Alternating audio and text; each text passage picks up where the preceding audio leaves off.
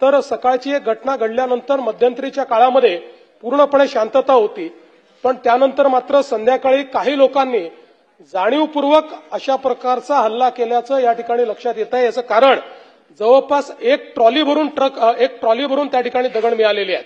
काही ठराविक घरांना, काही ठराविक आस्थापनांना त्या ठिकाणी लक्ष करण्यात आलेलं आहे। 3 डीसीपी लेवलचे लोक या ठिकाणी जखमी झालेले आहेत आणि जसं मी सांगितलं की यातल्या एका डीसीपीवर तर थेट कुऱ्हाडीने वार हा त्या ठिकाणी करण्यात आलेला आहे। त्यामुळे निश्चितपणे याच्यामध्ये काही ना काही एक प्रकारे काही लोकांचा सुनियोजित पॅटर्न हा देखील त्या ठिकाणी दिसतो आहे। अशा लोकांना त्या ठिकाणी त्यांच्यावर कारवाई ही केलीच जाईल। आणि मी एक गोष्ट स्पष्टपणे सांगतो, पोलिसांवर ज्यांनी हल्ला केला असेल त्यांना काय झालं तरी सोडलं जाणार नाही।